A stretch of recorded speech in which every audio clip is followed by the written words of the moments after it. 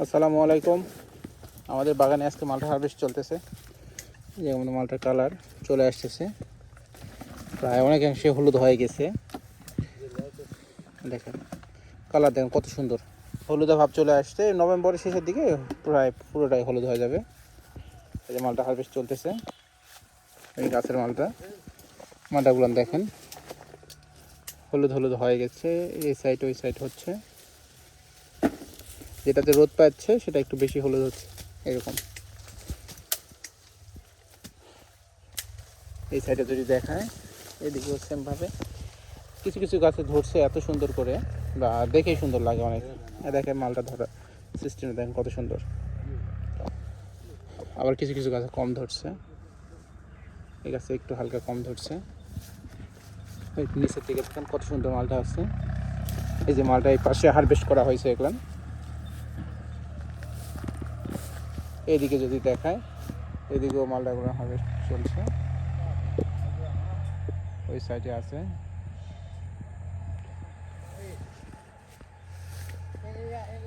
যেটা নভেম্বর মাস, আর বেশি সময় নাই আমাদের হাতে। আপনার ফেব্রুয়ারি মাসের শেষের দিকে ফুল আসবে, ওই জন্য যত দ্রুত সম্ভব আমরা মালটা হারভেস্ট শুরু করে দিয়েছি। যদি মালটা আর বেশি দিন গাছে হলুদ করার জন্য রেখে দিই, তাহলে সেক্ষেত্রে দেখা যাবে সামনের বছরে ফলন আমাদের অনেকটা কমে যাবে। ওই জন্য আমরা হারভেস্ট করছি, এই কয়েকদিন থেকে হারভেস্ট চালু করছি আমরা। আর দেখেন কত সুন্দর সাইজ, ইউনিফর্ম সাইজ। এই পাশে যদি দেখায়, পাল্টিতে করে হারভেস্ট করা হচ্ছে। মালটাগুলো নিচে নোয়ায় আছে, সেজন্য এই আপনার ইয়াগুলান ঘাসগুলো কাটতে পারি নাই, সেজন্য একটু দেখতে কেমন যেন লাগতেছে।